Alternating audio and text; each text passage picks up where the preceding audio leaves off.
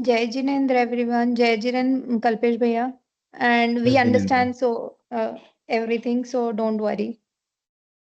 Hmm,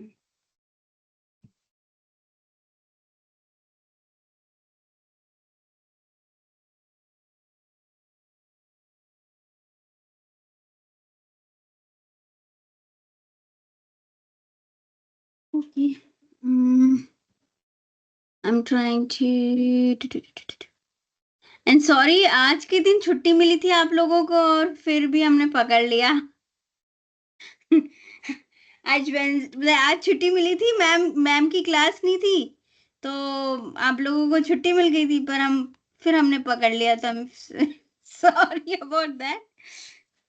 I think it's vice versa, we have caught you. हमने पकड़ लिया आपको। हमारा नहीं, उद्धार क्योंकि फिर होएगा। अगर है ना हम मैंने मैम का फिर क्या बाद में भी वित्रा विज्ञान 3 भी बचा हुआ है, तो अदरवाइज मैम को बहुत रश हो जाएगा, इसलिए तो ये हुआ कि नहीं आप कर लो ऐसा।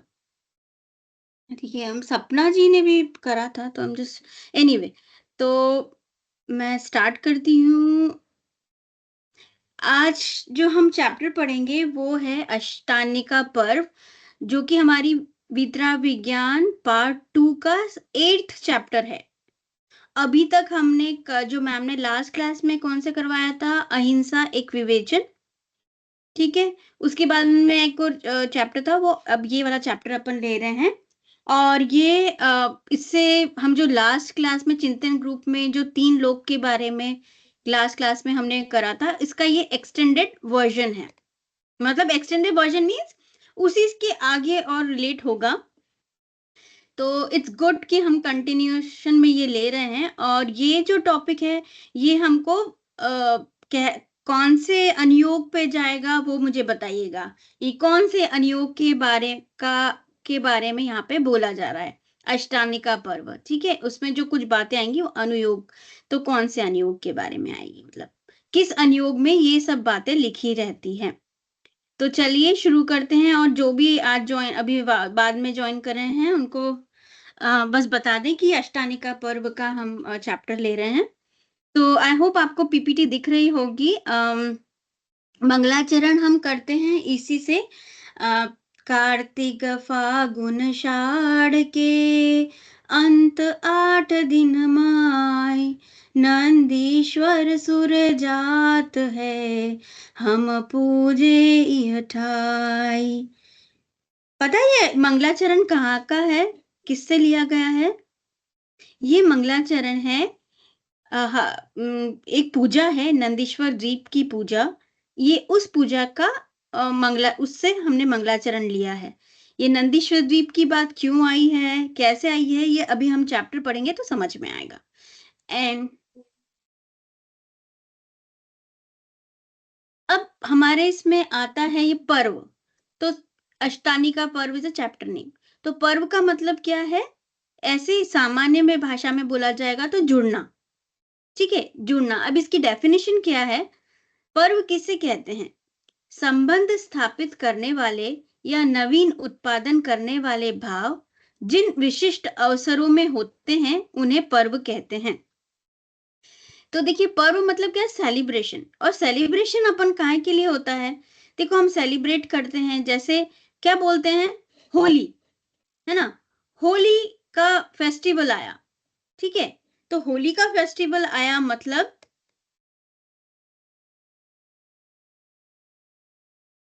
होली का फेस्टिवल में क्या होता है कि हम बहुत मजे करते हैं, फन करते हैं, अपने फ्रेंड्स को बुलाते हैं। ऐसा होता है ना कि फ्रेंड्स आ रहे हैं, या दिवाली पे हमारे जितने भी रिलेटिव्स हैं, फ्रेंड्स हैं, उनका गेट टुगेदर होता है। पुराने जो लोग हैं उनसे मिलना होता है। और अगर किसी से हमारा गिला शिकवा होता है तो हम बोलते हैं चलो बुरा ना मानो, होली है, आज के दिन सब कुछ माफ हो जाता है। एक दूसरे को विश करते हैं और हम बड़े उत्साह से उसको मनाते हैं। तो यानी कि पर्व क्या होता है, जो डेफिनेशन के अकॉर्डिंग, इवन यहाँ क्रिसमस के दिन, जैसे यहाँ पे 18 इयर्स के बाद में बच्चे घर छोड़कर अपना घर में रहने लग जाते हैं, तो वो भी अपने पेरेंट्स से मिलने के लिए क्रिसमस या थैंक्स गिविंग ऐसे पर्टिकुलर डेज को बोलो या उनका फेस्टिवल बोलो, उस टाइप के लिए आते हैं। तो यहाँ पे जो पर्व की डेफिनेशन में क्या बोला, संबंध स्थापित करने वाले। ठीक है, हमने हमारे रिलेटिव्स मिले, नए फ्रेंड्स बनाए और नवीन उत्पादन करने वाले भाव जिन विशिष्ट अवसरों में होते हैं। अब जैसे नवीन उत्पादन यानी हम क्या करते हैं, दिवाली आने वाली है तो हम दिवाली पे कपड़े खरीदेंगे, हम जो जो दिवाली पे करते हैं, सेलिब्रेशन करेंगे, मिठाइयाँ बनाएंगे, गेट टुगेदर रखेंगे। तो ये सब क्या हम नया कुछ करने जा रहे हैं ना उस दिन, तो वो विशिष्ट अवसरों पे होते हैं, उसको पर्व कहते हैं। अब यहाँ पे अगर हम आध्यात्मिक तरीके से देखेंगे तो पर्व मतलब किससे हमको संबंध स्थापित करना है, गेस? हमको अपनी आत्मा से संबंध स्थापित है, आत्मा पर उसके साथ में और निकट जाना है, तो वो ऐसे दिन, ऐसे अवसर, उसको हम पर्व कहेंगे, है ना? तो ये हमारी एक पर्व की डेफिनेशन हुई। अब पर्व किसे कहते हैं ये तो बाद में हम लेंगे, बट अगर हम देखा जाए तो यहाँ पे आपको चार्ट में दिख रहा होगा पर्व, है ना? पहले हम, है ना, मेरा जो पीपीटी है हम उसको ले लेंगे, फिर उसके बाद में हम चैप्टर पढ़ेंगे, तो आपको उसका मीनिंग और अच्छे से समझ में आएगा। तो देखिए पर्व है ना, दो टाइप के बोले हैं, एक हुआ धार्मिक पर्व और हुआ एक लौकिक पर्व। ठीक है, लौकिक पर्व में तो अपने को पता ही है कि लौकिक पर्व क्या, जो जैसे स्वतंत्रता दिवस है, गणतंत्र दिवस है, या जैसे होली हुई, होली हुई या और कुछ दिवाली हुआ जो अलग सेंस में है, तो जो हिंदू लोग मनाते हैं, तो इस तरह से ये है लौकिक पर्व, जहाँ पे फैमिली का गेट टुगेदर होता है। और एक होता है पर्व धार्मिक पर्व। ठीक है, तो धार्मिक पर्व में क्या होगा, इसमें भी दो में डिवाइड। धार्मिक पर्व की डेफिनेशन ये हो गई, धार्मिक पर्व में हमारा संबंध देव शास्त्र गुरु के साथ अधिक निकटता से होता है, विषय भोगों से निवृत्त होकर उनके सानिध्य में तत्व चिंतन आदि के माध्यम से हमारे अंदर सम्यक दर्शन, सम्यक ज्ञान और सम्यक चारित्र रूप रत्नत्रय का उत्पादन होता है। अतः ऐसे अवसर पर्व कहलाते हैं। ठीक है, तो हमारा धार्मिक पर्व की डेफिनेशन ये लेफ्ट में लिखी हुई है। तो धार्मिक पर्वों में हमारा संबंध किससे निकट होता है, देव से, मतलब हमारे वीतरागी देव, शास्त्र और गुरु के साथ में अति निकट संबंध होता है।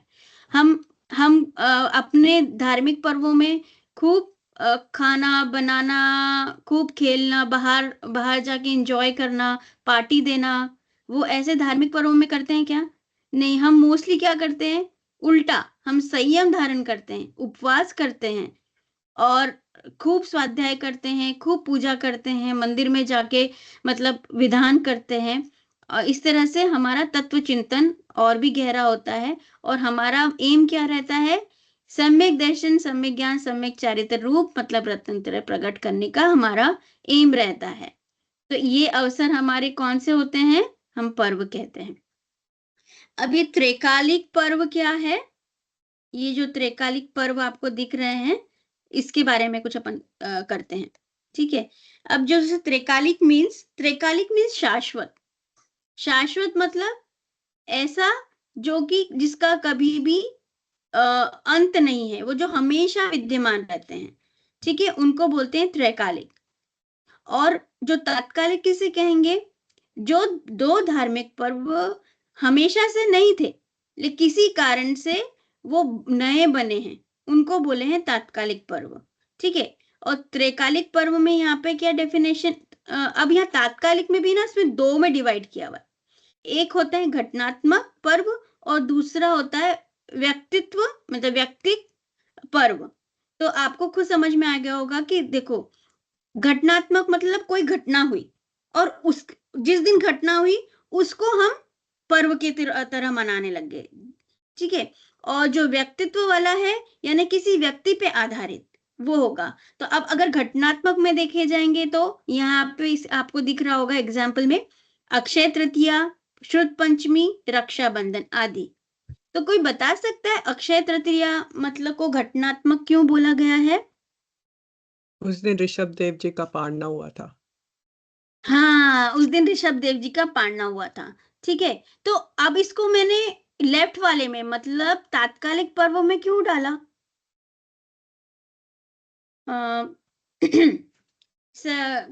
कौन बताएगा? सॉरी, मेरे पास अभी यहाँ पे नाम नहीं दिख रहे हैं, मैं स्क्रीन शेयर कर रही हूँ तो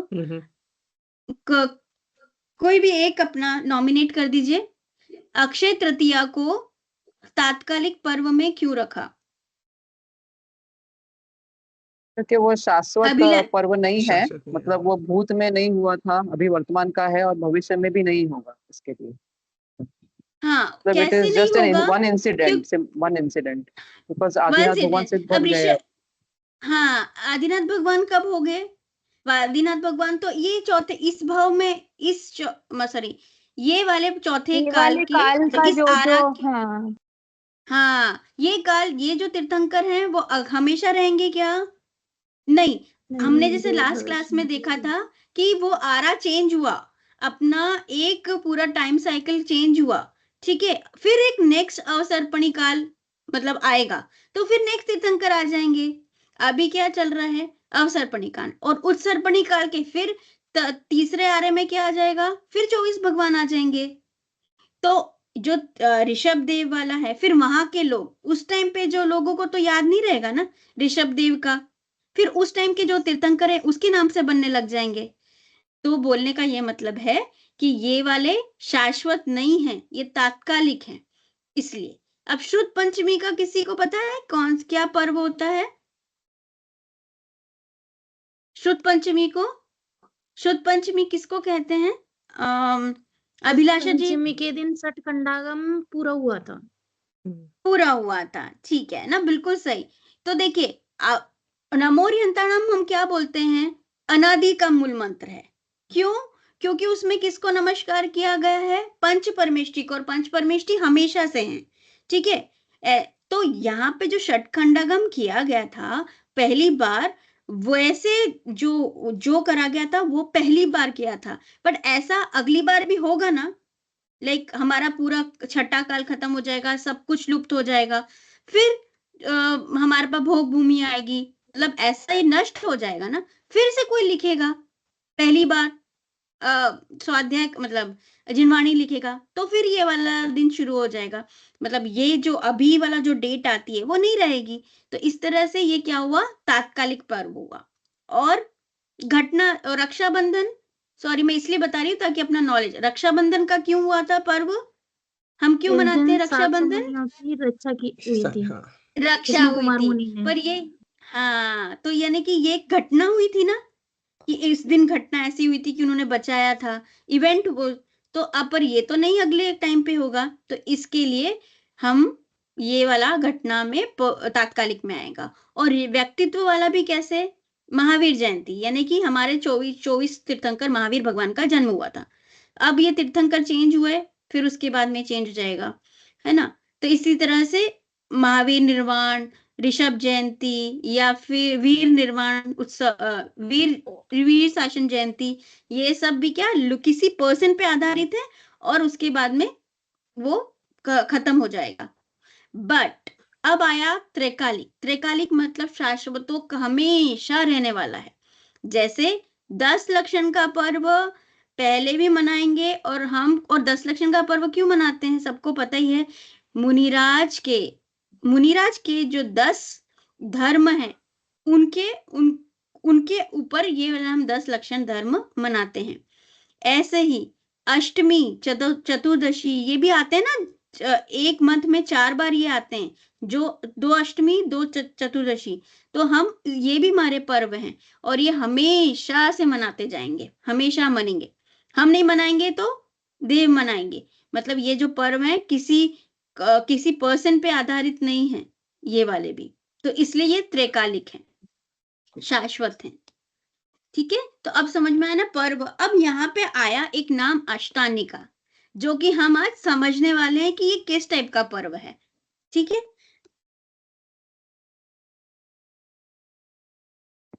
अब आया क्वेश्चन, अष्टानी का पर्व महापर्व किसे कहते हैं? तो अष्टानी का महापर्व किसे कहते हैं? विज्ञान जी, अष्टानिका पर्व के में 2 वर्ड आते हैं। कौन कौन से वर्ड है आप समझ सकते हैं? कौन से वर्ड है? खैर अभी तो मेरे इसमें भी आ गया है, बताइए। मैम यह अष्ट और अहिन, लेकिन मुझे मतलब नहीं पता, मैं देख के ही बोल रहा हूँ। हाँ नहीं कोई बात नहीं। अष्ट, अष्ट का फिर भी गेस कर सकते हैं अपन, 8। 8 है ना। और अन्नी मतलब दिन, दिन। ठीक है। तो अष्ट मतलब 8 और दिन मतलब अन्ही मतलब दिन। तो इन शब्दों का मतलब बोले 8 दिन, तो यानी ऐसा पर्व जो कि 8 दिन पर्यंत चलने वाले पर्व को अष्टानिका पर्व कहते हैं। तो हमको क्या समझ में आया? ये पर्व कितने दिन चलता है? हम राखी का दिन मतलब रक्षाबंधन का त्योहार कितने दिन मनाते हैं? 1 दिन। 1 दिन की 2 दिन? 1 दिन। दिवाली कितने सॉरी महावीर जयंती कितने दिन मनाते हैं? 1 दिन। 1 दिन। 1 दिन। 10 लक्षण कैसे कितने दिन मनाते हैं? 10 दिन। 10 दिन। 10 दिन है ना। तो ये 10 दिन मनाते हैं। तो ये जो अष्टानिका का पर्व है वो कितने दिन मनाते हैं? 8 दिन। 8 दिन। तो इसलिए याद रखिएगा अष्टानिका पर्व 8 दिन तक मनाया जाता है। अब बोलो फिर जो सेकंड मेरा है, तो ये 8 दिन मतलब पूरे साल में ओनली 8 दिन मनता है क्या? फिर आया नहीं, ये ऐसे 3 बार आता है अष्टानिका पर्व। पूरे साल में 3 बार आता है अष्टानिका पर्व। जैसे ना 10 लक्षण पर्व भी हम लोग जैसे संवत्सरी जो है वो हम एक ही बार मनाते हैं बड़े उत्साह से, पर वैसे आती 3 बार है पूरे साल भर में, ठीक है। ये पर्व 3 बार आते हैं। तो ऐसे अष्टानिका पर्व भी कितनी बार आता है?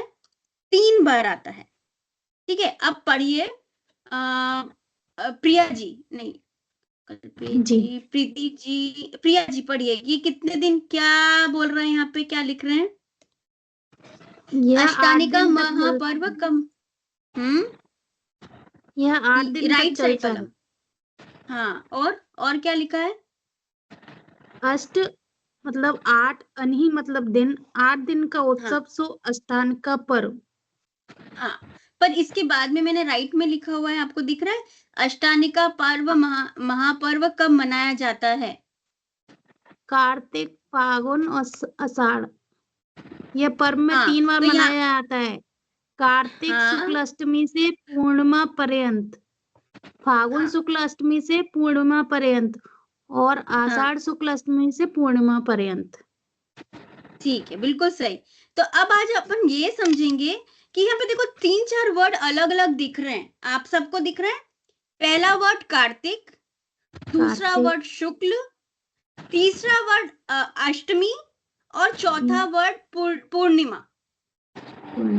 अष्टमी कार्तिक शुक्ल अष्टमी से पूर्णिमा पर्यंत, फाल्गुन आषाढ़, ये 3 चीजें आई है। बाकी यहाँ पे शुक्ल अष्टमी से पूर्णिमा पर्यंत, शुक्ल अष्टमी से पूर्णिमा पर्यंत, शुक्ल अष्टमी से पूर्णिमा पर्यंत। तो ये तीनों चीजें तो हमारी कॉमन हो रही है तीनों में, शुक्ल अष्टमी से पूर्णिमा पर्यंत। बट 3 चीज चेंज हो रही है, कार्तिक, फागुन और आषाढ़। तो मेरे ख्याल से है ना, तो ये सबको ही पता होगा कि ये क्या है, बट मुझे पहले नहीं पता थे। तो आई एम वेरी मुझे बड़ा मजा आ रहा है कि अब आपको भी मैं थोड़ा सा बताऊं। तो देखिए क्या है, एक होता है अपना, अब अंडरस्टैंड करने के लिए, एक होता है कृष्ण पक्ष। इसमें आया था ना कृष्ण यहाँ पे शुक्ल है ना। पर अभी यहाँ पे जो बता रही हूँ 2 चीज आती है महीने में, 2-3 महीने में कितने दिन होते हैं? 30 दिन, ठीक है। तो 30 दिन में 15 दिन को हम बोलते हैं, लेकिन 15 दिन को हम बोलते हैं कृष्ण पक्ष और 15 दिन को बोलते हैं शुक्ल पक्ष। तो कृष्ण पक्ष किसको बोलते हैं? Dark face of the month. तो मतलब क्या डार्क फेस मतलब, अपने को मून का पता है ना, मून क्या होता है? कभी हमको पूरा फुल मून दिखता है, कभी आधा मून दिखता है, और अभी बिल्कुल एक बिल्कुल पतली सी लाइन दिखती है, और कभी कभी तो दिखता ही नहीं है ना। तो इसके बोलते हैं, देखो 15 डेज है ना डार्क फेज ऑफ मंथ, मतलब जब मून बड़ा रहता है, मतलब फुल मून से बिल्कुल डार्क मून तक जाता है ना, उसको बोलते हैं डार्क फेस, यानी डार्क की तरफ जा रहा है। और शुक्ल पक्ष मतलब क्या होता है? ब्राइटर। ब्राइटर मतलब डार्क से ब्राइट में जा रहा है, ठीक है, डार्क से ब्राइट में जा रहा है, तो उसको बोलते हैं शुक्ल पक्ष, है ना। तो इसको और समझने के लिए देखिए, दिख रहा है कृष्ण पक्ष लिखा हुआ है, इसमें अब दो चीजें मैंने कैसे बोला, एक होती अमावस्या और एक होती पूर्णिमा। तो अमावस्या में क्या होता है, कुछ भी, अमावस्या मतलब बिल्कुल ब्लैक, कुछ भी मून नहीं दिखाई देता है, ठीक है। इसके बाद में और इधर लेफ्ट में दिख रहा है पूर्णिमा, तो पूर्णिमा में क्या होता है, फुल मून दिखाई देता है, ठीक है। मैं क्वेश्चन भी पूछूंगी, पूर्णिमा में फुल मून दिखाई देता है और अमावस्या में नहीं दिखाई देता है। तो देखिए मैंने बोला है कृष्ण पक्ष मतलब डार्क फेस, डार्क फेस मतलब मेरा क्या हो रहा है, अमावस्या मतलब पहला दिन पहले आ रहा है, पूर्णिमा मतलब, पूर्णिमा के प्रतिपदा मतलब पहला, तो पूर्णिमा यानी फुल मून, फिर पहला मतलब फुल मून से थोड़ा कम, द्वितीया मतलब और कम, फिर और कम, तृतीया, चतुर्थी, षष्ठी, सप्तमी, अष्टमी, अष्टमी मतलब हाफ, फिर नवमी मतलब हाफ से और कम हो जाएगा, नवमी, दसवीं, एकादशी, द्वादशी, त्रयोदशी, चतुर्दशी, मतलब जैसी चतुर्दशी खत्म हुई फिर अमावस्या आई, अमावस्या मतलब बिल्कुल जीरो मून, और चतुर्दशी के दिन बिल्कुल स्लाइटली सा दिखने वाला मून। तो समझ में आया, कृष्ण पक्ष मतलब एकादशी मतलब पूर्णिमा से अमावस्या की तरफ जा रहे हैं। अब देखिए शुक्ल पक्ष क्या है, अपोजिट, ये ब्राइटर फेज है, यानी हमारा दिन क्या जा रहे हैं, हम अमावस्या से पूर्णिमा की तरफ आ रहे हैं। तो अमावस्या के बाद में क्या, पहला मतलब प्रतिपदा, द्वितीया, तृतीया, चतुर्थी, पंचमी, षष्ठी, सप्तमी, अष्टमी, ऐसे करते हुए एकादशी, द्वादशी, त्रयोदशी, चतुर्दशी और पूर्णिमा। तो ये कितने दिन हो गए, तो every dwitiya tritiya is nothing but a tithi, और तिथि मतलब दिन, ओके। तो कितने दिन हो गए, अब मैं पूछूंगी, अब आपको ये समझ में है ना, तिथि और अमावस्या और पूर्णिमा, ओके। अब बताइए क्वेश्चन, पूर्णिमा मतलब क्या, पूर्णिमा मतलब पूरा चंद्र, है ना, फुल मून। ईशा जी मुझे बताइए अमावस्या मतलब क्या, अमावस्या मतलब नो मून। तो अब शुक्ल पक्ष मतलब क्या, शुक्ल पक्ष का मतलब हम ब्राइटर से डार्क की साइड जाएंगे कि डार्क से ब्राइटर की साइड जाएंगे, डार्क से ब्राइटनेस की तरफ, ये हो गया ना, शुक्ल और कृष्ण पता चल गया, ठीक है। अब आपको द्वितीया तृतीया भी पता चल गई, ठीक है। अब आया अष्टमी, अष्टमी मतलब हाफ मून डे, अष्टमी मतलब हाफ मून डे, मैं फिर से पूछूंगी, और पूर्णिमा मतलब फुल मून डे। अब अगर हम वापस लें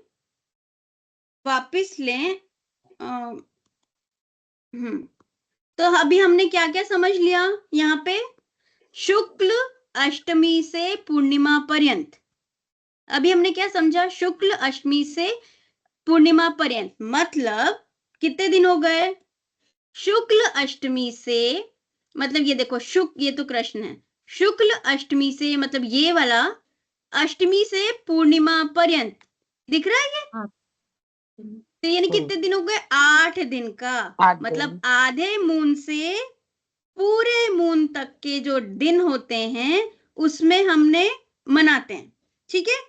अब आया, अब किसके बारे में हमको पता करना है, ये कार्तिक, फाल्गुन और आषाढ़, ठीक है। तो अब अपन ये समझते हैं, हाँ अब हो गया, हम कौन से कैलेंडर में रहते हैं सबको पता है, हम जो जनवरी, फरवरी, मार्च, अप्रैल, ये सब कौन से कैलेंडर में आता है, अभिनंदन जी,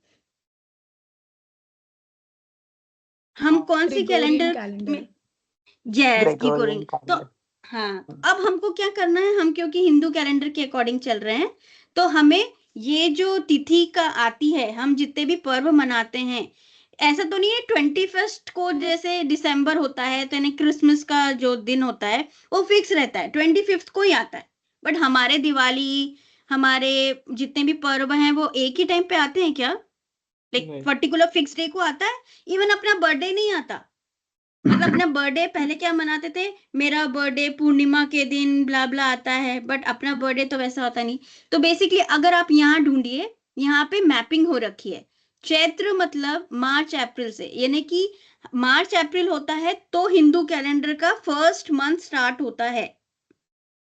ठीक है, तो चैत्र मतलब first month of Hindu calendar, और वो आता है मार्च अप्रैल के बीच में। तो अब आप मुझे फाइंड करिए कि अभी हमारा जो अष्टानिका पर्व होगा वो कब आएगा। पहला क्या लिखा हुआ अष्टानिका पर्व यहाँ पर? कार्तिक। कार्तिक। कार्तिक, फाल्गुन और आषाढ़। जल्दी से ढूंढिए। कार्तिक, जी, फाल्गुन, आषाढ़। मुझे लगा कार्तिक फर्स्ट मंथ है। आषाढ़। आषाढ़ आएगा जून जुलाई में। नहीं, फर्स्ट मंथ तो मार्च अप्रैल होता है हिंदू के हिसाब से। हाँ, ओके, दिवाली के बाद जो कार्तिक फर्स्ट आता है वो फर्स्ट मंथ नहीं होता है? अक्टूबर नवंबर। वो अपन है ना फिर डिफरेंट आ जाएगा। वो हमारे महावीर मतलब कैसे जब दिवाली होती है ना तो अपना जो जैन धर्म का जो कैलेंडर होता है उस हिसाब से हाँ। चलते हैं, तो उसके अकॉर्डिंग हम फर्स्ट मंथ ले लेते हैं। नहीं, वो जैसे नया साल वो सा आएगा। गुजराती में जैसे पढ़ाया भी जाता था तो भी वो कार्तक हम्म। माक्षर वहीं से शुरू कर सिखाते थे first month. I don't know. अच्छा, तो वो अलग अलग कैलेंडर के, आई थिंक ये हिंदू उसके लुनार कैलेंडर के हिसाब से ये मंथ है। ऐसा ओके। डजंट मैटर, बट अभी के लिए क्योंकि देखिए नहीं, विक्रम संवत होगा तो उसका अलग होगा। कैन आई से हाँ, समथिंग? हाँ, yes actually I yes. Think क्या है कि ये जो आप रूही जी दिखा रही है ना, ये फ्रॉम टू माय अंडरस्टैंडिंग ये लाइक राजस्थानी या मारवाड़ी में ये फॉलो करते हैं कैलेंडर, जबकि गुजराती का कैलेंडर कारतक से शुरू होता है। तो शुरू ये होता है। हाँ, अच्छा। और दूसरा ये भी है कि आई थिंक गुजराती कैलेंडर्स में शुक्ल पक्ष पहले होता है महीने का, और कृष्ण पक्ष बाद में होता है। और इस कैलेंडर में मेरे हिसाब से कृष्ण पक्ष पहले होता है और शुक्ल पक्ष बाद में होता है। आई थिंक ऐसा कुछ होता है। तो ऐसा कुछ होगा। हाँ, there are some subtle differences between these two. तो ओके, इसीलिए आप तो ये जब डिफरेंट कैलेंडर। अपने अलग ओके। अलग जैसे महावीर जयंती भी है ना, तो उसके लिए भी हम्म। अ, जो शास्त्रों में, कई शास्त्रों में उसका जो दिन है वो अलग महीने से दिखाते हैं, क्योंकि वो it's because of these difference in these two calendars. Okay. वैसे दिन एक ही हो होता सकता है, है क्योंकि बट बहुत हाँ, ये सारे फर्क कैलेंडर्स। होता है। हाँ। 2 वीक्स का डिफरेंस होता है। अच्छा, हाँ, ठीक है, बिल्कुल, थैंक यू। ये नहीं वही बोले, इतने सारे कैलेंडर्स अपने अपने अकॉर्डिंग भी हैं। ये विक्रम संवत कैलेंडर, यस। तो हाँ, ये कल्पेश जी। वाला है। अच्छा, अभी हमें ढूंढना ये है, ये तो ठीक है भले वो कैसे भी स्टार्ट होता है, बट आई थिंक अगर हमको क्या ढूंढना था अभी, आषाढ़ कार्तिक। कार्तिक तो कार्तिक मतलब अक्टूबर नवंबर में, हम्म, इसके अकॉर्डिंग। फाल्गुन मतलब फरवरी मार्च, और आषाढ़ मतलब जून जून जुलाई। जुलाई, जुलाई। है ना? बॉटम लाइन पे तो तीनों। इस तरफ हाँ, तो ये इस हिसाब से, बट आएंगी कैसे? शुक्ल पक्ष के अष्टमी से पूर्णिमा तक। तो आई होप आया होगा अच्छे से समझ में, तो ताकि याद रहेगा हमेशा हमें। अब आते हैं, ये अष्टानी का पर्व होता क्या है, क्या मतलब ये होता क्या है? अष्टानी का पर्व ये नंदीश्वर द्वीप में मतलब नंदीश्वर द्वीप जाने की भावना भाते हैं इसमें। अब बोलेंगे आप नंदीश्वर द्वीप क्या है, तो अपने को पता है ना 3 लोक, अभी हमने लास्ट क्लास में भी पढ़ा 3 लोक। तो 3 लोक हमारा क्या है, हमारा विश्व है जैन धर्म के अकॉर्डिंग 3 लोक। और 3 लोक में कौन कौन से लोक हैं, कौन बताएगा? तो मध्यलोक, अ, अधोलोक। हाँ, मध्यलोक अधोलोक। हेमलता जी, हम कहाँ रहते हैं? मध्यलोक। मध्यलोक में। तो अब मध्यलोक की रचना कैसी है? जवेरी जी, मध्यलोक की रचना कैसी है? मध्यलोक की मतलब कैसा लग रहता है मध्यलोक? जवेर जी? जी हम्म, लाइक इन व्हाट वे? इसलिए मैंने मैंने काफी पूछा और आपका आ भी जाएगा। कैसे मतलब कैसा होता है बेसिकली? अगर बोले मध्यलोक में ऐसा है, इस टाइप से रचना है, जो हम फर्स्ट लाइन बोलते हैं मध्यलोक, ऐसा ऐसा है। हिंट दे रही थी मैं। हमने नहीं समझ। लास्ट क्लास में पढ़ा था ना कि क्या है मध्यलोक, कैसा बना होता है।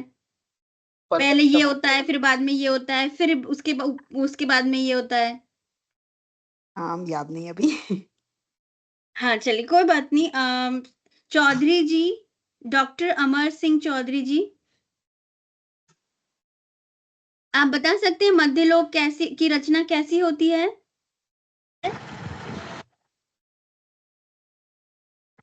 मध्यलोक की रचना कैसी होती है?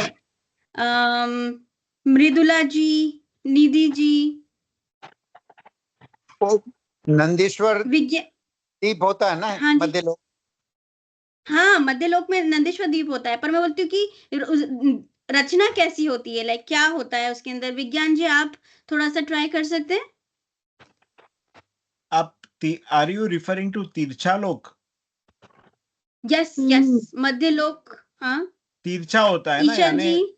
साइड बाय साइड मैम होते वो हैं। चूड़ी के आकार का होता है, जिसमें स्टार्टिंग वाला द्वीप जो होता है वो जम्बू द्वीप होता है, और उसके आगे हाँ सराउंडेड बाय वाटर, जिसे फिर हम समुद्र कहते हैं। फिर ऐसे द्वीप समुद्र से होते होते 8वां जो द्वीप है वो नंदीश्वर द्वीप आता है। वेरी गुड, बहुत अच्छा। हाँ मैं यही पूछना चाह रही थी जवेर जी कि अगर कोई बोले कि मध्यलोक की रचना मतलब क्या है, तो Madhyalok is nothing but a consist of many continuous island, like island surrounded by ocean.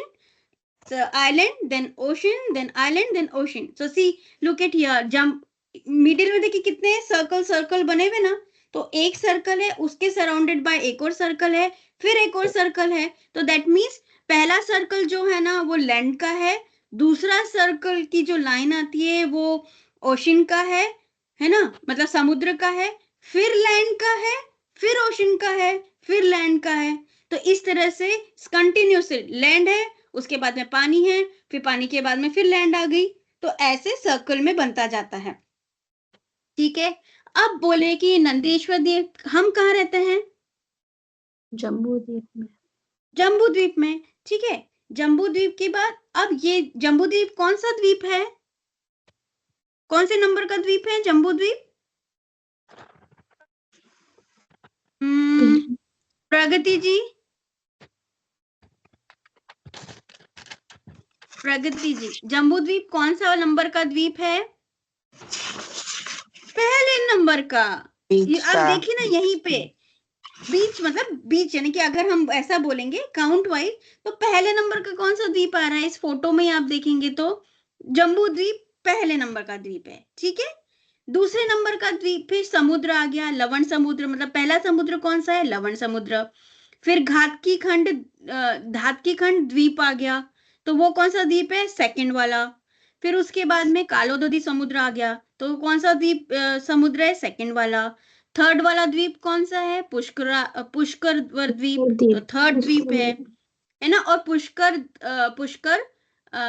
वो भी है, क्या बोलते हैं, समुद्र भी है, तो ये थर्ड नंबर का। तो ऐसे 3 नंबर का हमने काउंट करा, ऐसे चौथा, पांचवा, छठा और सातवां जब समुद्र आएगा, समुद्र का सर्कल आएगा, और उसके बाद का जो लैंड है उसको वो क्या बोलते हैं? अब ईशा जी ने इतना अच्छे से बताया, उसको बोलेंगे नंदीश्वर द्वीप। समझ में आया विज्ञान जी मैं क्या बोलना चाह रही हूँ? ठीक है, तो इसलिए जो नंदीश्वर द्वीप है वो 8वां द्वीप है। ओके, मध्यलोक का 8वां द्वीप है। तो देखिए अब ये दिख रहा है ना, बी सर्कल सर्कल, देख सर्कल ब्राउन वाला, then water, then circle, then water, then circle, मतलब ब्राउन वाला, देन वाटर। तो ये क्या हुई? नंदीश्वर द्वीप। अब यहाँ पे क्या दिख रहा है? देखिए हर चीज का है ना वो क्या बोलना चाहिए, व्यास होता है, नॉट व्यास, इसको क्या बोलेंगे? आई कांट, द ये उसकी चौड़ाई बोल लो, तो ये रेडियस, कितना बता रहा है? You mean radius radius radius तो आई थिंक 0 से लाइक मिडिल पार्ट से एंड तक आएगा, मैं वो नहीं बताना चाह रही, मैं ये बता रही हूँ लैंड का जो चौड़ाई है ना, लाइक वाटर से लेके ये वाले वाटर के बीच का, ये है 163,84,000 योजन। दिख रहा है आपको यहाँ पे लिखा हुआ 163? हाँ, तो इतना योजन इसकी विड्थ है, इतना बड़ा है, लाइक एक विड्थ की बात कर रही हूँ ना, ऐसे तो सर्कल है। अब आप बोलेंगे योजन क्या है? योजन मतलब कोई सा 2, 4, 5, 6 किलोमीटर, 10-15 हजार किलोमीटर नहीं। लुक इट हियर, अपना देखिए, एक राजू में आता है असंख्यात योजन। एक राजू मतलब हमारा जो 3 लोग का नक्शा था, उसकी हाइट पूरी कितनी थी? 14 योजन। ओके, उसको छोड़ देते हैं। राजू, योजन, कोस, मील, किलोमीटर, ये हमारी क्या है? यूनिट्स हैं, ठीक है। तो अगर हम लेंगे, मैं इसको पढ़ती हूँ, एक राजू होता है असंख्यात योजन, मतलब काउंटलेस, हम काउंट नहीं कर सकते। कौन कर सकता है? वो भगवान कर सकते हैं। एक योजन है वो 4000 मील है। अब योजन को मैं समझाने के लिए बता रही हूँ। एक योजन इक्वल टू होता है 4 कोस, एक कोस होता है 2 मील, और एक मील होता है 1.5 किलोमीटर। यानी एक योजन में कितने किलोमीटर्स हैं? 4 into 2 into 1.5 kilometre, that means 12 kilometres for 1 योजन। 1 योजन कितना किलोमीटर हो गया? 12 किलोमीटर्स। और हम 12 किलोमीटर इंटू 1 मिनट, फिर प्रमाण योजन लाने के लिए 12 किलोमीटर इंटू 5000, ये है ना। तो ये हम टोटल मिला के अगर हम लास्ट वाला लेंगे तो एक योजन इक्वल टू होता है 66,000 किलोमीटर्स। तो अल्टीमेटली आप ये समझ लीजिए, अगर मैंने यहाँ पे इतना योजन लिखा हुआ है 163,84 lakhs 84 lakhs, हाँ, तो यानी कि 163 करोड़ 84 lakhs योजन इंटू 4,000, तो कितने किलोमीटर का हुआ? ये तो बहुत हो गया। तो ये समझने के लिए कि ये इतना योजन है, ठीक है। तो हम समझ, एक योजन मतलब 6,000, सॉरी मैंने 4,000 बोल दिया, 6,000 इंटू 63 करोड़। तो इस तरह से इसकी मोटाई बताई। अब नंदीश्वर द्वीप में कैसी उसकी रचना है, देखिए नंदीश्वर में हम एक डायरेक्शन में लेते हैं। सी देयर आर 4 यहाँ पे 4 डायरेक्शन है, पूरब, पश्चिम, उत्तर, दक्षिण, और चारों दिशाओं में कुछ बना हुआ है, ठीक है। तो यहाँ पे एरो दिया ना येलो कलर के, उसमें चलो हम एक डायरेक्शन को पूरा लेते हैं, एक डायरेक्शन हो, बाकी डायरेक्शन सिमिलर है। अगर हम एक डायरेक्शन को ले, मतलब मेरा लेफ्ट वाला मैं चारों डायरेक्शन बता दी, राइट वाला जो है उसमें मैंने एक डायरेक्शन के बारे में करते हैं। तो जो एक डायरेक्शन है ना, उसमें क्या समथिंग 4 कुछ बना हुआ है, और बीच में कुछ समथिंग बना हुआ है, ठीक है, आपको दिख रहा है? तो ये क्या है? बीच में जो दिख रहा है ना, यहाँ पे दिख रहा है मेरा कर्सर, एक छोटा सा ये ब्लैक कलर का, ये ब्लैक कलर का, तो ये इस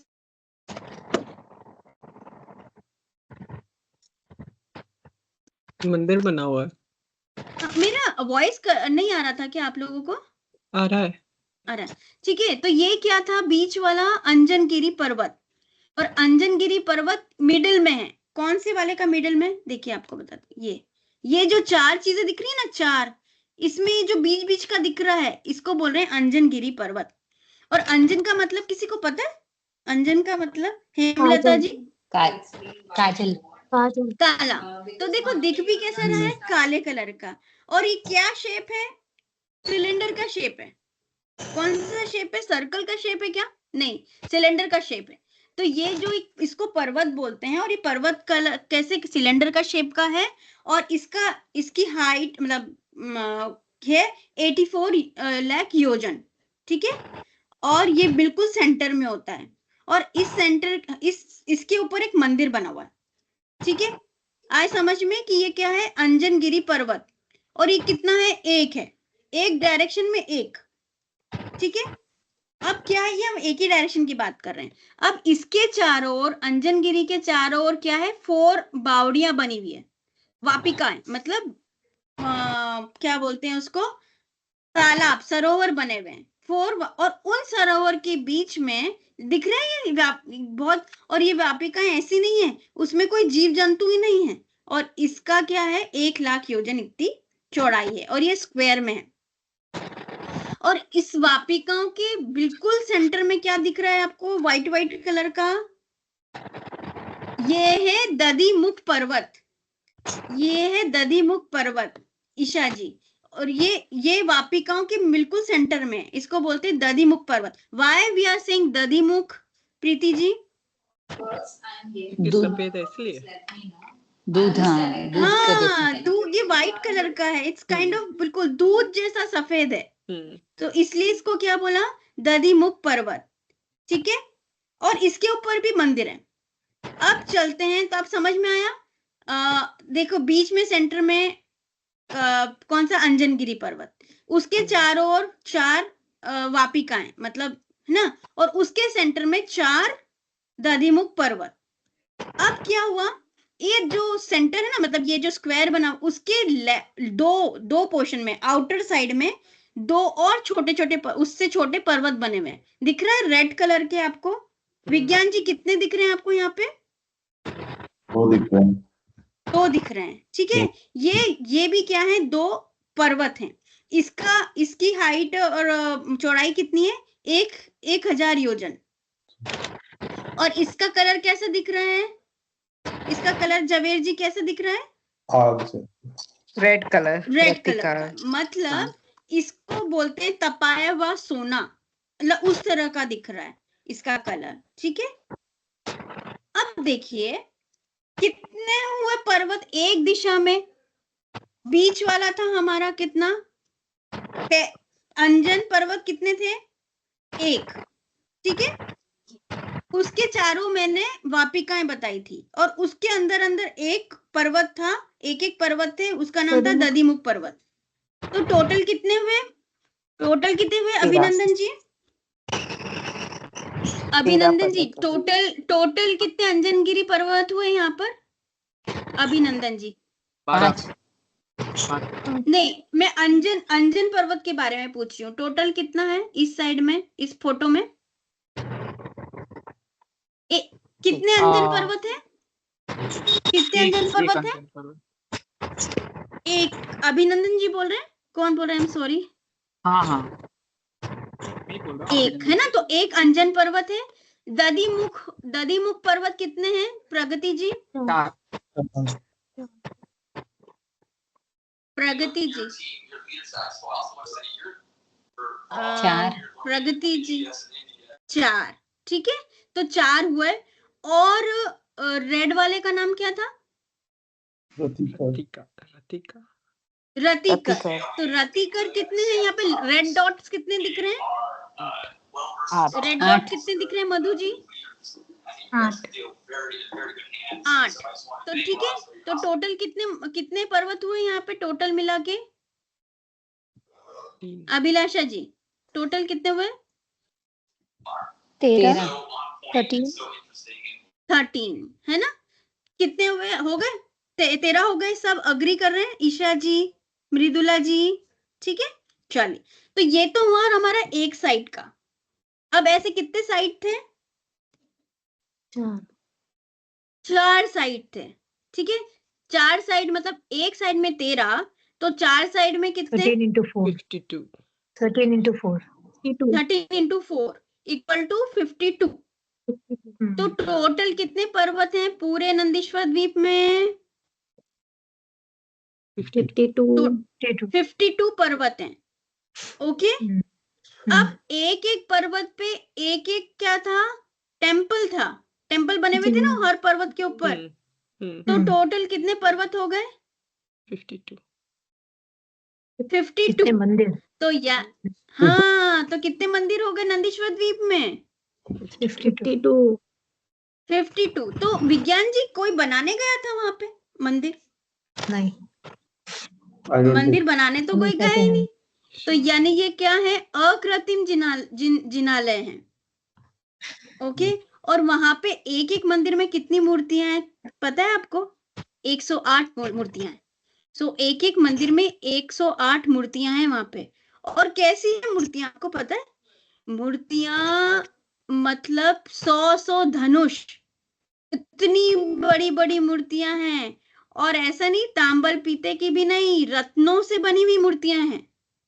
और उन मूर्तियों के साथ में अष्ट प्रतिहार, 8 मंगल, ये सब भी एक सब बने हुए हैं। और वो इतनी सुंदर मूर्तियां, और वो सुंदर के साथ में कैसी, उनको देखते से ही वीतरागता आ जाए, इतनी शांत। उनको देखते से रत्नत्रय मतलब हमको सम्यक दर्शन, सम्यक ज्ञान, सम्यक चारित्र प्रकट करने की इतनी इच्छा, इतनी मतलब कैसे बोलो, इतनी आकर्षित करने वाली है। तो आप नंदीश्वर द्वीप की पूजा का अर्घ कुछ पता है आप लोगों को? किसी को? अर्घ किया निज हेत तुमको, दानत की जो शिव के तुमको समर्पित हो। नंदीश्वर श्री जिन धाम पावन पूंज धरो, जिन है ना, जिन प्रतिमा अविराम आनंद भाव धरो। तो ये जो नंदीश्वर द्वीप की पूजा है ना, उसकी जयमाला में सब कुछ विवरण आ जाता है कि कितने योजन हैं, कितनी प्रतिमाएं हैं। और लास्ट में जो दिखा हुआ है, वयन बोलत मनो हसंत कालुषहरम, कोटि कोटि शशिभान दुति तेज छिप जात है, महावैराग्य परिणाम ठहरात है।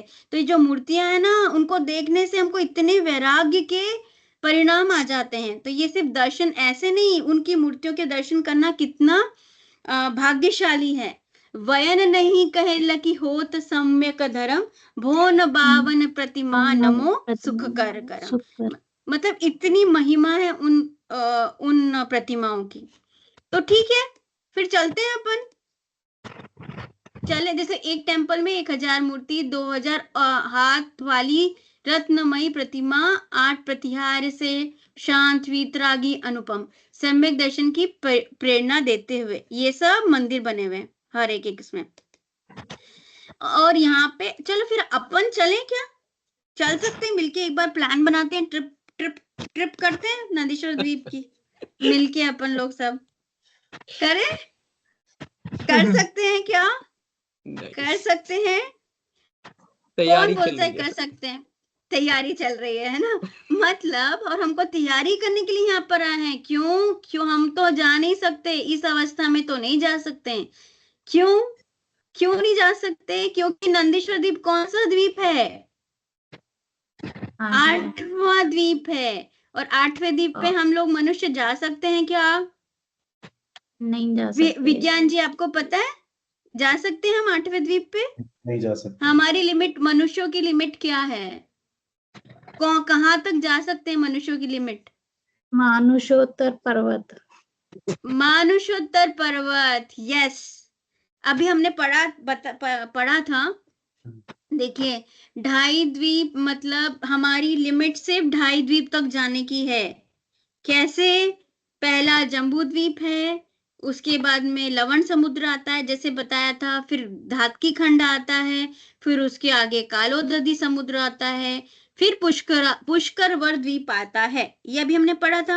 अब है कि हम क्या, हमारा 2.5 द्वीप तक ही क्यों जा सकते हैं, कैसे कैलकुलेट होगी? हमें फास्ट करते हैं, जबकि हमने पिछली बार पढ़ा था।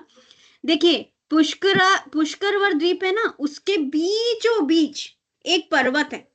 सॉरी, पुष्करार द्वीप के बीचों बीच एक मानुषोत्तर पर्वत बना हुआ है ऐसा।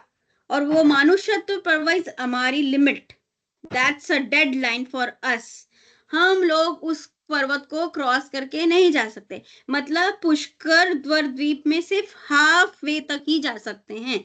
तो हम सिर्फ पुष्करार्ध, मतलब पुष्कर द्वीप का आधा ही पोर्शन में जा सकते हैं, उसके आगे नहीं जा सकते। तो वहां पे कौन जा सकता है? वो मंदिर किसके लिए बने हैं?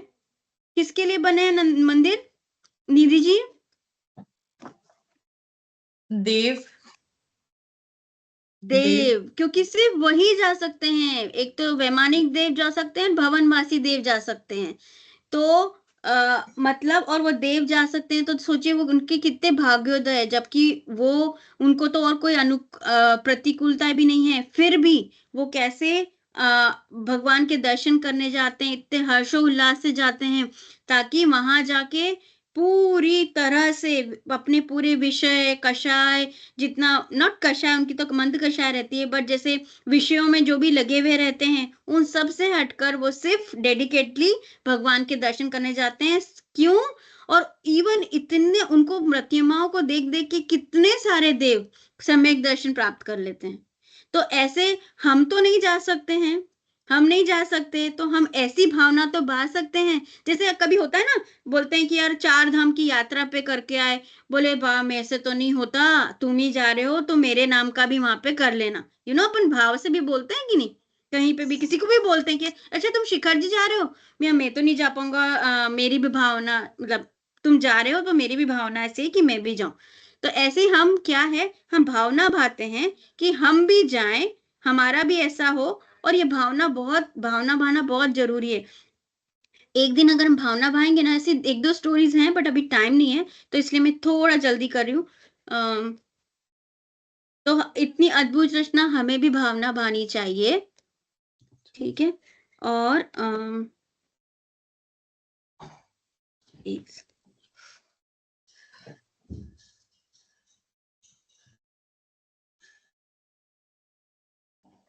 हाँ, तो हमें भी ये भावना भानी चाहिए कि हम भी जाएं वहां पर, और उन्हीं की तरह हमें भी ऐसा मौका मिले कि हम भी रत्नत्रय की प्राप्ति करें।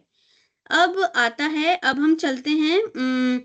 तो अष्टानी का पर्व बेसिकली क्या होता है कि देव लोग जो जाते हैं नंदीश्वर द्वीप, और वहां पे पूरे 8 दिन वहां पे 3 प्रहर भगवान की पूजा अर्चना करते हैं। तो ये देखिए ना, ये टकराते नहीं कि इतने सारे देव जाते हैं। तो ऐसा होता है कि कुछ जो देव हैं वो एक ग्रुप बना बना के पहले इस वाली पूर्व दिशा में जाएंगे, फिर जब वो पश्चिम दिशा में जाएंगे तो इसके पहले वाले जो हैं वो यहाँ पर आ जाएंगे। तो ऐसे शिफ्ट बाय शिफ्ट यहाँ पे एक पूर्व से पश्चिम, पश्चिम से उत्तर, उत्तर से दक्षिण, ऐसा चलता रहता है साइकिल में। अब अपन है ना वो पढ़ लेते हैं, अपना चैप्टर पढ़ते हैं। और सिद्ध चक्र इन अष्टानिका के दिनों में क्या होता है, सिद्ध चक्र का विधान किया जाता है। और इस सिद्ध चक्र का विधान 8 दिन का होता है। और वहां पे क्यों किया जाता है? ताकि वीतरागी, और इसमें सिद्ध भगवान का पूजा की जाती है। तो इसमें अर्घ कितने होते हैं? से पहले दिन 8 अर्घ होते हैं, फिर उसके बाद में डबल होते जाते हैं, और उसका कोई ना कोई चीजें होती हैं, ठीक है। जैसे सिद्ध चक्र विधान में दूसरे दिन पूजन में 16 गुणों के माध्यम से सिद्ध भगवान की पूजा। अच्छा, किसको पता है कि सिद्ध भगवान के कितने गुण है? पहले दिन 8 गुण। सिद्ध भगवान के क्या कितने गुण होते हैं? मेनली 8 गुण 8 गुण होते हैं ना। तो इसलिए पहला वाला दिन 8 गुणों के, वो कौन गुणों के हिसाब से करा। दूसरे दिन 16 हो जाते हैं, तो 16 कारण भावना भागते हैं। तीसरे दिन 32 गुणों के माध्यम से सिद्धों की पूजा होती है। फिर चौथे दिन 64 रिद्धियों के माध्यम से सिद्ध भगवान की पूजा की जा सकती है। ऐसे 8 दिन तक इतने सारे अर्घ होते हैं, ठीक है। अब ऐसा बोलते हैं कि सिद्ध चक्र विधान से कुष्ठ रोग नष्ट हो जाता है, ऐसी मान्यता है। तो ये मान्यता को कैसी बनी और इसमें सही चीज क्या है, वो एक स्टोरी है। राजकुमारी मैना सुंदरी का, सभी ने सुन रखी होगी आई थिंक ये वाली स्टोरी, कि राजकुमारी मैना सुंदरी का विवाह उसके पापा क्रोध के वशीभूत किससे करवा देते हैं? कुष्ठ रोग से ग्रसित श्रीपाल के साथ करवा देते हैं, ठीक है। और श्रीपाल के साथ ही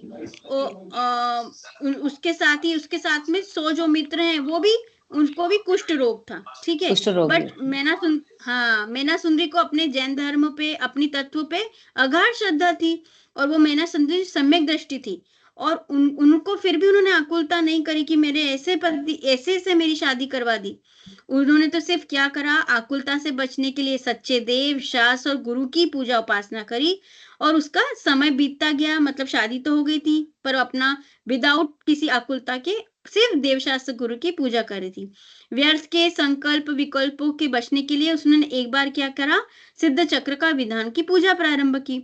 श्रीपाल और उसके समस्त साथी भी वहां पर आए। फिर मन एकाग्र करके आत्म की साधना करते हुए उन्होंने सबने बहुत अच्छे से वो सिद्ध चक्र विधान करा। लगातार 8 दिन तक कार्यक्रम चलता रहा और उसके बाद में आत्माराधना तो निर्विघ्न हो गई। मतलब पर साथ में ही क्या हो, तीव्रतम पुण्य का उदय हुआ। क्या हुआ, अशुभ कर्म का चला गया। और जैसे ही उन्होंने गंधोदक श्रीपाल राजा और बाकी उनके 100 दोस्तों के ऊपर डाला, उन सबका कुष्ठ रोग क्या हो गया, दूर हो गया और वो पूर्ण स्वस्थ और सुंदर हो गए। तो ये एक घटना है, लेकिन पर ये हुआ क्या, बेसिकली वो होना था उस टाइम पे, ऐसा नहीं कि गंधोदक छींटने से हुआ। तो ये मिथ्या मानता, हम जो मिथ्या मानता क्या, जिसको जो सोचना ना वही सोचता है। उसने क्या लगा कि अपने सिद्ध चक्र का विधान करवाओ और अपने गंधोदक छीटो और सब दूर हो जाते हैं। पर ऐसा होता है क्या, नहीं। ये तो वास्तव में जो उन्होंने मेन विधान तो उन्होंने आत्मा की आराधना के लिए किया था। वास्तव में विधान शारीरिक कुष्ठ रोग दूर करने के लिए नहीं किया था। वो तो आज विश्व में कोई भी कुष्ठ रोग से पीड़ित हो तो सर्वत्र ही जैन धर्म का सर्वाधिक प्रचार प्रसार हो जाता है। इतनी मतलब सस्ती सहज उपलब्धि औषधि से इतने भयंकर रोग को मिटाने का प्रयास कोई नहीं करेगा। मतलब लोग क्या कर रहे हैं, उसको गलत तरीके से उसको मान्यता दे रहे हैं, बट ये बात सही नहीं है। ठीक है, तो हमको वितरागी भगवान की आराधना तो अंदर अपने वितरागी भावों की वृद्धि करने के लिए की जाती है। वास्तव में तो आत्मा का कुष्ठ रोग तो आत्मा के अंदर होने वाले मोह राग द्वेष ही हैं। सिद्ध भगवान तो इन सब रोगों से मुक्त हो गए हैं और हमें भी उनके सिद्ध भगवान जैसा बनना है, उनके स्वरूप समझना है और उनको पहचानना है और उन्हीं की तरह हमको ये मोह राग द्वेष रूपी कुष्ठ रोग मिटाना है। जन्म जरा मृत्यु ये सब रोग को दूर करना है और हमको अनंत काल के लिए स्वस्थ, सुंदर और अतीन्द्रिय आनंद में निरोग दशा में प्राप्त करना है। तो इस तरह से मतलब ये इस अष्टानिका पर्व वाले चैप्टर में था। तो अब मैं वीडियो मतलब पीपीटी बंद करके स्टार्ट करती हूँ। हम फटाफट ये चैप्टर पढ़ लेते हैं तो सबको पता चल जाएगा कि इस चैप्टर में क्या है। ठीक है, हाँ।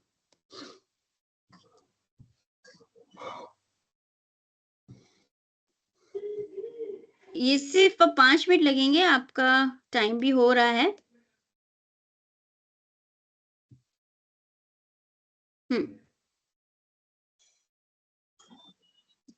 ठीक है, अब कौन पढ़ेगा? जिनेश, डॉक्टर अमर जी आप पढ़ेंगे क्या? और जवेरी जी आप पढ़ोगे? दिनेश और जिनेश, जवेर जी आप दिनेश बन जाएंगे क्या? बहुत छोटी राइटिंग है, मैं एक्चुअली मोबाइल में देख रही हूँ मेरा। अच्छा, एक हाँ। सेकेंड, और कोई देख सकता है क्या कि मैं एक में स्क्रीन पढ़ सकते हैं? हाँ, मैं पढ़ सकती हूँ। हाँ पढ़िए, पढ़िए जी। दिनेश कौन बनेगा? जिनेश कौन बनना चाहेगा? रूही जी, हाँ, आपके जब आप स्क्रीन पे सेंटर में बीच एट द बॉटम वो जो मैग्नीफाइंग ग्लास है ना, उसके बगल वाला प्लस साइन अगर आप प्रेस करेंगे तो ये एनलार्ज हो जाएगा। नहीं, नीचे वाला इससे नहीं हो रहा, इससे होगा लेकिन वो इट मे गेट डिस्टोर्टेड। तो अगर हाँ नीचे अच्छा, हाँ उसमें जो प्लस हाँ, कर अब ठीक दीजिए है। बस। हाँ, थैंक यू। ठीक है, दिनेश। दिनेश कौन है? मैं बन जाता हूँ, चलो। मधु जी बोल रहे थे, हाँ बोलिए। तो आओ भाई जिनेश, पान खाओगे? दिनेश नहीं। क्यों? तुम्हें पता नहीं आज कार्तिक सुदी अष्टमी है ना? आज से अष्टानिका महापर्व आरंभ हो गया है। तो क्या हुआ, त्योहार तो खाने पीने के होते ही है ना, पर्व के दिनों में तो लोग बढ़िया खाते, बढ़िया पहनते और मौज से रहते हैं, और तुम? भाई, यह खाने पीने का पर्व नहीं है, यह तो धार्मिक पर्व है। इसमें तो लोग संयम से रहते हैं, पूजा पाठ करते हैं, तात्विक चर्चाएं करते हैं। यह तो आत्म साधना का पर्व है। धार्मिक पर्वों का प्रयोजन तो आत्मा में वितराग भाव की वृद्धि करने का है।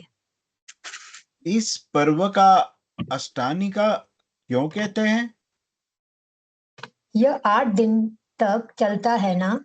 अष्ट यानी 8, अहिन दिन, 8 दिन का उत्सव, सो अष्टानिका पर्व। यह तो प्रतिवर्ष कार्तिक में 8 दिन का होता होगा। हाँ भाई, कार्तिक में तो प्रतिवर्ष आता ही है, पर यह तो वर्ष में 3 बार आता है। अष्टानिका पूजन में कहा है ना, कार्तिक फागुन साड़ के अंत 8 दिन माही, नंदीश्वर सुर जात हैं, हम पूजे यह ठाई।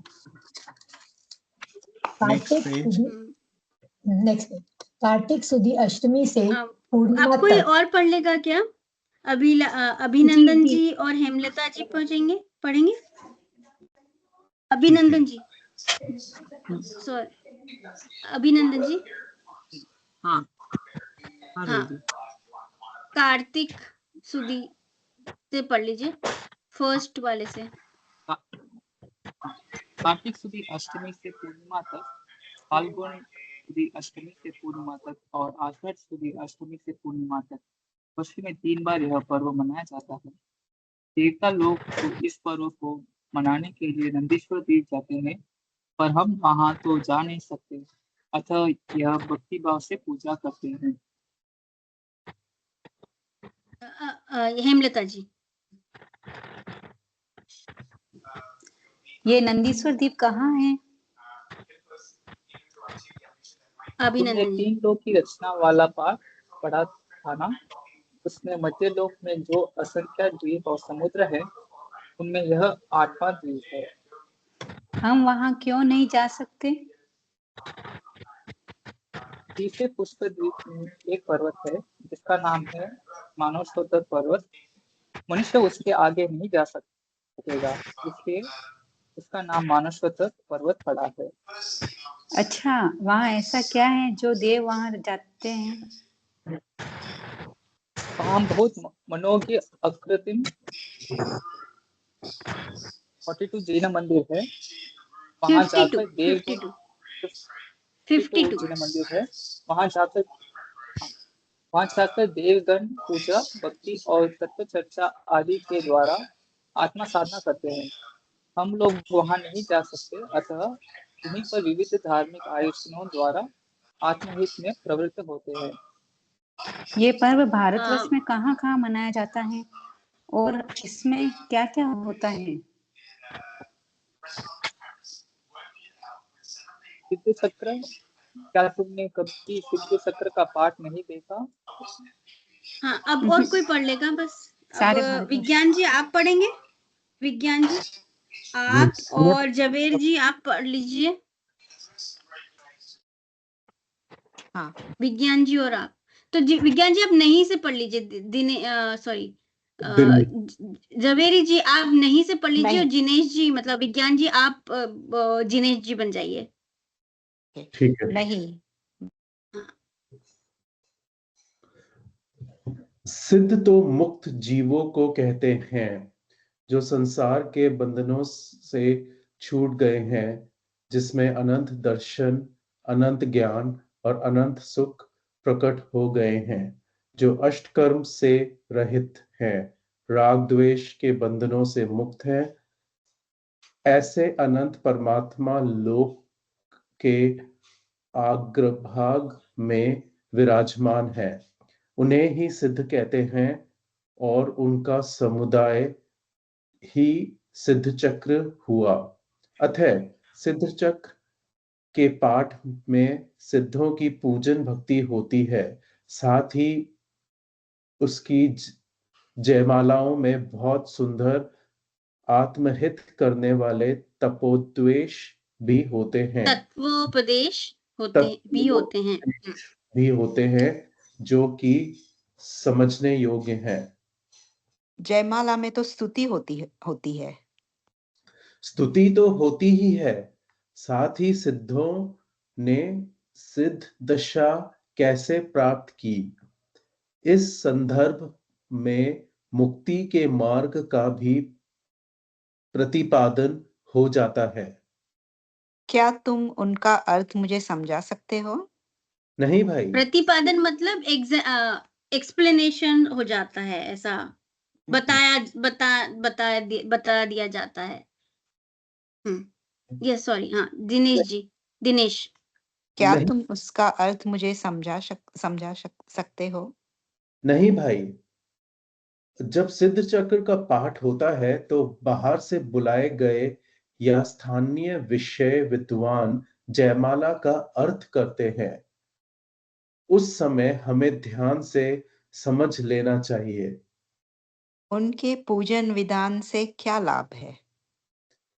हम उनके स्वरूप को पहचान कर यह जान सकते हैं कि जैसी ये आत्माएं शुद्ध और पवित्र हैं, वैसा ही हमारा स्वभाव शुद्ध और निरंजन है, और इनके समान मुक्ति का मार्ग अपनाकर हम भी इनके समान अनंत सुखी और अनंत ज्ञानी बन सकते हैं। ये पर्व राज दशलक्षण पर्व के बाद दूसरे नंबर का धार्मिक महापर्व है। हमने सुना है कि सिद्ध चक्र विधान से कुष्ठ रोग मिट जाता है।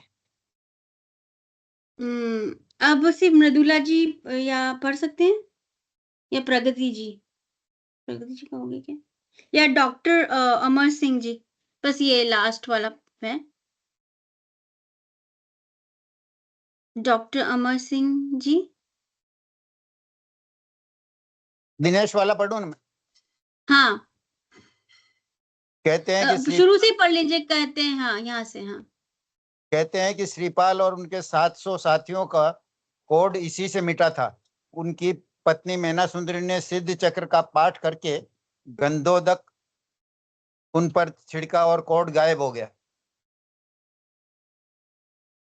यस, तो किसका चांस था अभी? सॉरी, किसने नहीं पढ़ा अभी तक? मैं ईशा जी पढ़ आप लेती पढ़ हूँ। लीजिए। हाँ पढ़ लीजिए। सिद्ध चक्र की महिमा मात्र कुष्ठ निरोध तक सीमित करना उसकी महानता में कमी करना है। कुष्ठ तो शरीर का रोग है, आत्मा का कोढ़ तो राग द्वेष मोह है। जो आत्मा सिद्धों के सही स्वरूप को जानकर उन जैसी अपनी आत्मा को पहचान कर उसमें ही लीन हो जावे तो जन्म मरण और राग द्वेष मोह जैसे महारोग भी समाप्त हो जाते हैं। सिद्धों की आराधना का सच्चा फल तो वीतराग भाव की वृद्धि होना है, क्योंकि वे स्वयं वीतराग हैं। सिद्धों का सच्चा भक्त उनसे लौकिक लाभ की चाह नहीं रखता, फिर भी उनके अतिशय पुण्य का बंध तो होता ही है, अतः उसे लौकिक अनुकूलताएं भी प्राप्त होती है, पर उनकी दृष्टि में उनका कोई महत्व नहीं। मैं तो समझता था कि त्योहार खाने पीने और मौज उड़ाने के ही होते हैं, पर आज समझ में आया कि धार्मिक पर्व तो वीतरागता की वृद्धि करने वाले संयम और साधना के पर्व है। अच्छा, मैं भी तुम्हारे समान इन दिनों में संयम से रहूंगा और आत्म तत्व को समझने का प्रयास करूंगा। थैंक यू, सभी को इतने अच्छे से पढ़ा आप लोगों ने। एक बस ये पैराग्राफ को थोड़ा सा और बताती हूँ। जैसे यहाँ पे क्या बोला है, सिद्धों की आराधना का सच्चा फल तो वीतराग भाव है। मतलब हम भगवान की पूजा करने जा रहे हैं, नंदीश्वर दीप जैसे की भावना भा रहे हैं। क्यों? क्योंकि पूजा से तो पुण्य का ही बंध बंधेगा, है ना। हम वहां पे क्यों जाते हैं? पहली बात कुछ चीज मांगने नहीं जाए। पहली बात, हम लौकिक सुविधा के लिए जाते हैं क्या, कि भगवान मेरे को अच्छी नौकरी मिल जाए, मेरा बच्चा अच्छा हो जाए, ये माइंडसेट है क्या? पहली बात नहीं। हाँ, किसी की भी आई डोंट थिंक कि माइंडसेट इस क्लास में आने के बाद में ये माइंडसेट रहा होगा कि हमको लौकिक सुविधा चाहिए, हमको अच्छा घर, हम भगवान की जितनी पूजा करेंगे मेरा स्वास्थ्य अच्छा रहेगा। ये किसी के इसमें नहीं होगा, पहली बात। दूसरी बात, हम ये मानने भी जाएं कि ये करेंगे तो मुझे पुण्य का बंध होगा। पुण्य का बंध मतलब मुझे मेरा भाव में स्वर्ग में चला जाऊंगा, मेरे को बहुत अच्छी अच्छी सुविधाएं मिल जाएंगी बाद में, या मेरा मतलब मैं नरक में नहीं जाना चाहता तो मैं पूजा करूं, मैं ऐसा, ये भी भाव नहीं रहना चाहिए। हम तो भगवान का क्यों पूजा करने जाते हैं?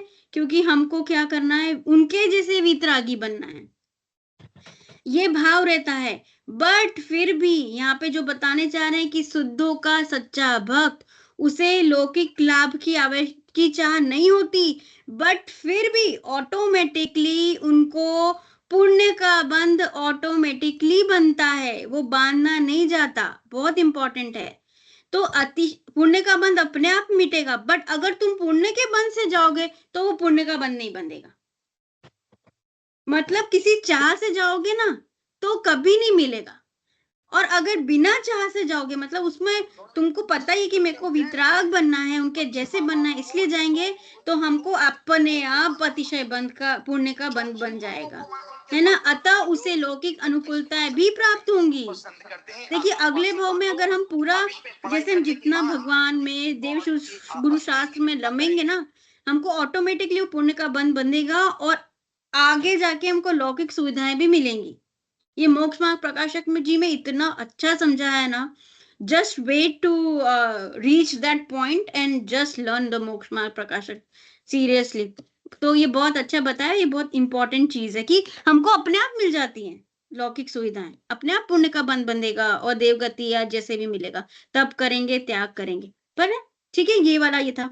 और बाकी अगर ये आई थिंक जो भी हमने अभी पढ़ा है वो अभी हम लोगों ने पीपीटी में सब कर लिया कवर। इसमें किसी को कुछ भी डाउट्स हैं, कुछ और क्लेरिफिकेशन करना है? अदरवाइज मेरी तरफ से ये चैप्टर पूरा हो गया।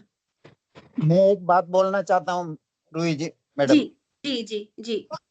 अभी लौकिक सुख की कामना तो नहीं करना चाहते हैं, नहीं करते हैं, लेकिन स्वस्थ रहने की कामना जरूर करता हूँ। क्या ये सही है या गलत है मेरी सोच? देखिए कामना तो हम, देखिए हमको शरीर को तो ध्यान रखना ही है, ऐसा नहीं कि हम उसको इग्नोर कर देंगे। बिकॉज अगर हमने शरीर को अच्छा रखा ना तो हम पूजा पाठ स्वाध्याय में भी मन लगेगा। हाँ, अगर हम सपोज वीक रहता है कि स्वस्थ रहूंगा तो क्या बोलते हैं, आत्म आराधना के लिए प्रयास कर सकूंगा, करना सही। हाँ, बट अगर हमको उस शरीर को ही सुलझाने में हमेशा लगे हुए हैं, हमारा पूरा ध्यान शरीर पे ही है, तो फिर नहीं होगा। और हम शरीर को जितना खिला, हम देखिए शरीर को जब जाना होगा, जब जैसा उसका होना होगा ना, वो होगा, वो तो लिखा हुआ है। ठीक है, हमारे खाने हमारे पीने से कि मैं आज ना मैं वॉक करने नहीं जाऊंगा, एग्जाम्पल, मैं ज्यादा बाहर नहीं जाता कि मेरा एक्सीडेंट ही ना हो, अरे वो होना होगा तो कैसे भी हो जाएगा। सॉरी, मैं मतलब वो एग्जाम्पल उस हिसाब से नहीं बोल रही हूँ, बट मैं बता रही जो होना होगा ना वो तो हो जाएगा। पर अगर हमने उसको शरीर को ही लेके कि पहली बात कर्तापना करा कि मैं जॉगिंग जा रहा हूँ, मैं व्यायाम कर रहा हूँ इसलिए मैं दुबला हो जा रहा हूँ, ये नहीं है। शरीर के जब पुद्गल परमाणु का जैसा योग होगा ना वो अपने आप होंगे। बट अगर हमने मान्यता में डाला कि मैं कर रहा हूं, पहली बात मिथ्यात्व में चला जाएगा। ठीक है, दूसरी बात अगर हमने पूरा ध्यान शरीर पे लगाया वो भी गलत है। हम शरीर को उतना ही करना है, हमको उतना ही खिलाना पिलाना है कि जितना हमारा स्वस्थ रह सके, ताकि हम हमारा पूरा टाइम हम अच्छे से देवशास्त्र गुरु के उसमें लगा सकें, है ना। तो आप जो कर रहे हैं बिल्कुल ठीक है, ऐसा नहीं कि हमको उसको इग्नोर करना है, शरीर को इग्नोर, वो तो हमारा साथी है, ये बोलना चाहिए। वो नहीं सोच रहेगा तो हम कुछ नहीं कर सकते। मेरा खुद का इंटेंशन भी इंद्रिय सुख वाला क्या बोलते हैं, अच्छा खाना पीना, टेस्टी खाना, वो नहीं है, लेकिन स्वस्थ भावना रहती है। और प्रोफेशनल भी बीइंग ए मेडिको, मैं इच्छा रखती हूं अगर मैं स्वस्थ हूं तो मैं अपने पेशेंट्स की अच्छी केयर कर पाऊंगा, कर सकते हैं। हाँ, बेटर केयर कर पाऊंगा, वो भावनाएं या वो इच्छा रहती है। हाँ, तो मेरे हिसाब से जितना मुझे अभी इतना है, तो आप जो कर रहे हैं उसमें कोई प्रॉब्लम नहीं है। और हम किस स्टेज पे हैं, हम मुनि तो नहीं बने हैं, हम अभी गृहस्थ अवस्था में, और हमारी स्टेज अभी बढ़ रही है, तो ये तो हमें करना ही पड़ेगा, जी हाँ। है ना? ठीक। और कोई? आई होप आपको थोड़ा आया होगा समझ में, और थोड़ा सा दिमाग में भी घुसा, मतलब आया, याद भी हो गई होगी चीजें। जी हाँ। और कुछ है तो फिर करें, नहीं तो थैंक यू वेरी मच, बहुत बहुत आभार। Thank you. ठीक है, फिर जिनवाणी स्तुति करें। और ये सब है ना, अभी मैं कहूट खिलाने वाली हूँ, तो प्लीज याद कर लीजिएगा ये सब चीजें, है ना? और किसको किसको, मेरे को तो ये जो कार्तिक, फागुन, दशमी, ये सब चीजें आई होप मतलब सबको पता ही होंगी, बट फिर भी और अच्छे से उसको क्लेरिफिकेशन हो गया होगा, प्लस याद करने के हिसाब से भी हो गया होगा, है ना? ठीक है, जिनवाणी स्तुति करते हैं। निज निधि निज में बताई, यह अनंत उपकार है, इसके लिए जिनवाणी माँ को वंदना शत बार है, वंदना शत बार है। अच्छा, और Thank you. अगर किसी ने नोटिस नहीं किया है, वो जो अपने हिंदू कैलेंडर के जो 2 अलग-अलग टाइप के हिंदू कैलेंडर्स है, उसका एक डिस्क्रिप्शन एक वेब पेज पे था, तो मैंने चैट में उसका लिंक शेयर किया है। अगर आप चाहे तो ये लिंक कॉपी करके आप वहाँ से ज़्यादा जानकारी ले सकते हैं। कल्पेश जी, फ्राइडे को क्लास होगी? हाँ, फॉर नाउ तो मान के चलते हैं कि क्लास होगी। मोस्ट लाइकली हम क्या ट्राई करेंगे, अगर प्रिया जी अवेलेबल हैं तो आज वाली क्लास हम फ्राइडे को उनको बोलेंगे ले लें। अगर वो नहीं ले सकते तो रूही जी या सौरभ भाई तो होंगे ही। ओके। हाँ, तो ये मान के ही चलते हैं कि फ्राइडे का क्लास है। Thank you. ठीक है, जय जिनेंद्र एवरीवन। जय जिनेंद्र। जय जिनेंद्र। जय जिनेंद्र सभी को। जय जिनेंद्र। थैंक यू रोही जी।